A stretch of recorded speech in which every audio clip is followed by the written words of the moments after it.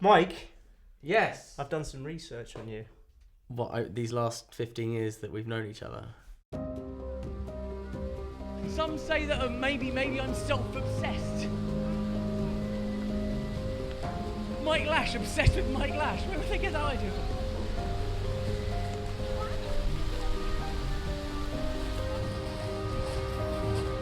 Mike Lash! Ladies and gentlemen, will you please welcome to the stage the wonderful and fantastic Mike Lash?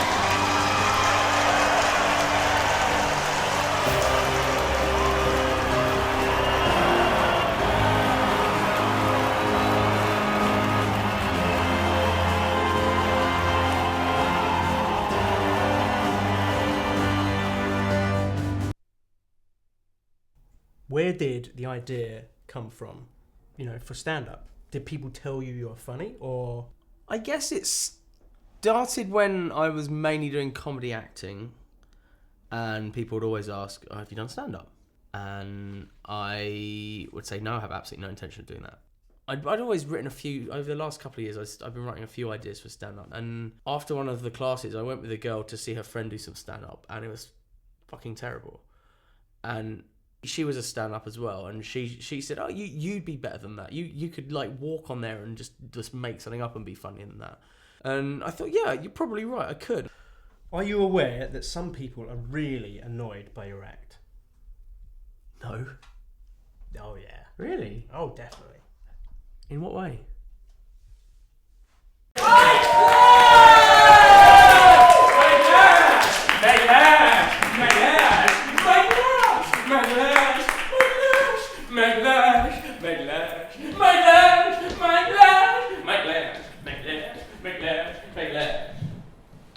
I'm from Hempstead. It's famous for a magic roundabout, but it's not very magical. You can just go left or right around it. Mummy, can we go to the magic roundabout today? No, Lash, it's not a magic roundabout, it's a bi-directional roundabout. Mummy, did you just call me Mike Lash? Yes, Mike Lash. Mummy, is that my first name? Yes, Mike Lash. Well, then what's my surname? Mike Lash! Mike Lash, Mike Lash! Mike Lash, Mike Lash! Mike Lash, Mike Lash! Mike Lash, Mike Lash! Mike Lash, Mike Lash! Mike Lash, Mike Lash! Mike Lash, Mike Lash!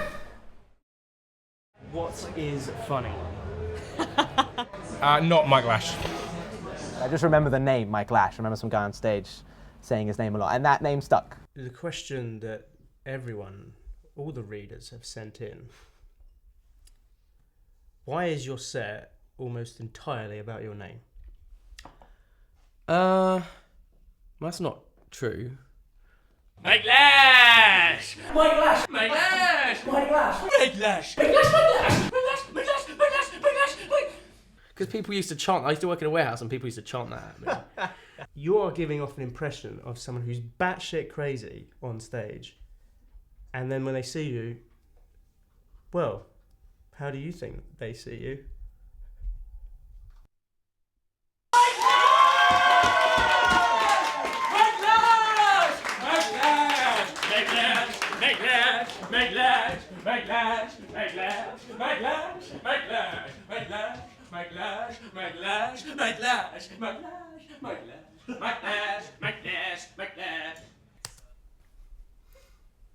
So I see why people think I'm mental, because I look fucking insane.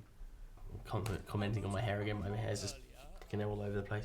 But It's not the hair that no, makes it's you not really the mental. hair. She would always tell me that I could be anything I wanted to be when I grew up, and when you're a kid, that gets you really excited. It's like, oh, I could be anything. I could be rich. I could be famous. I could be a king of sex. I could be anything I want. I'm so excited.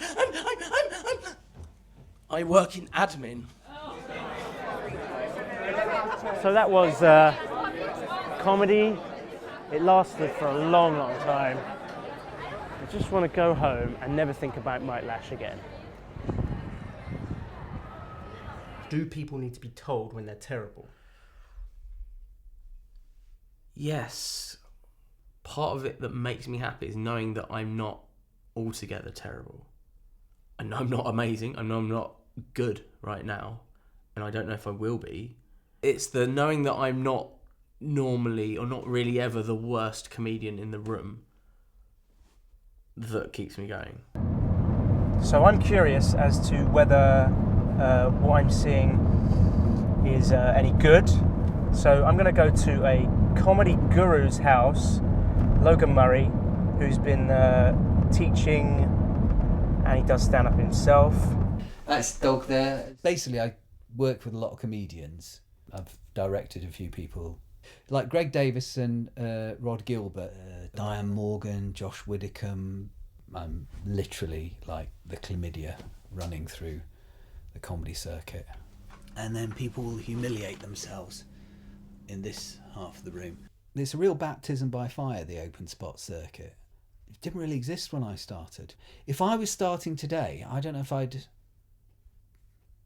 be doing it. I think, I thought it was tough back in the 80s, but it seems brutal now. Is there any time you've seen people, acts, and you just think, this is going nowhere, I've got to tell them? The audience kind of direct you, and unless you've been dropped on your head as a baby, you tend to let the audience direct you. Whereas some knob coming up to you afterwards and going, hi, do you know what you should do? Wear a funny hat. Mike Lash? Mike Lash? Are you aware that some of your act is shit? Yes. Honestly, I think most of it's shit.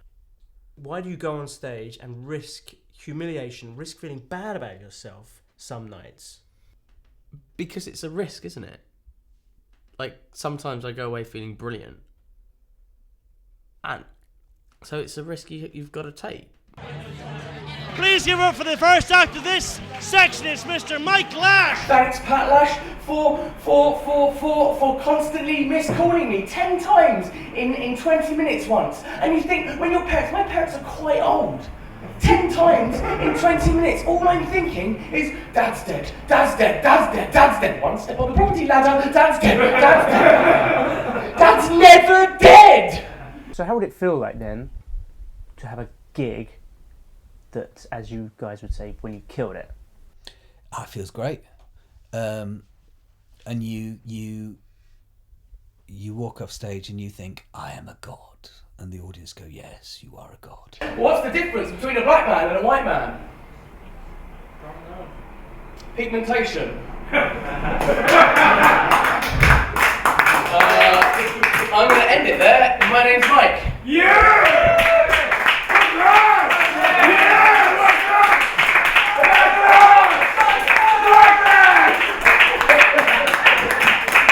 Well, that was Mike Lash! That's the reason why we do it, for good gigs. That's the reason why we do it. And that's the only reason we should get paid is for the bad gigs. Because really, no one should pay us for the good gigs because it's such a bloody laugh. It's such a drug. You're making other people, complete strangers, laugh. The 3 or 4 times that I've had, 1 or 2 times that I've had the belly laughs, or just the majority of the audience laughing, that has felt great. You're going to be dead for such a long time, so you might as well, in a psychopathic sense, do exactly what you want to do in terms of comedy and assume you can make people laugh about the subject. So, Mike, don't give up. I mean, I'm sure that sounds like you're having a crap time. But what I'm saying is, like, you are having a crap time because you're going through this hell of open spots, and we've all been there. We've all been there, right? And you'll get through that hell, and then you go through another hell where you're trapped in car journeys with other comics who are asking you what your gag per minute ratio is, and then you'll go through that hell, and there'll be another hell where some producer will come to your brilliant show in Edinburgh. That's just a camera. It's not Mike. It's not even Mike.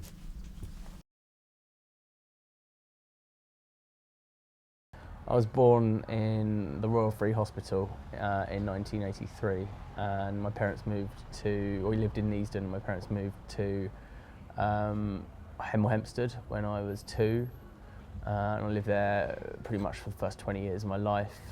Went to uni in Uxbridge for 3 years, and then I lived in Hemel for a bit, and then I moved to London, Holloway first, Crouch End. I lived with Rob for a bit. Who the fuck are you talking to? Literally nobody cares.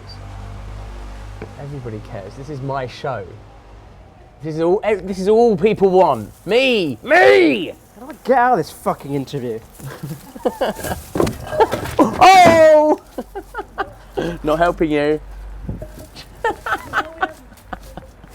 That's a wrap. Can we wrap that? Get the fuck out of here.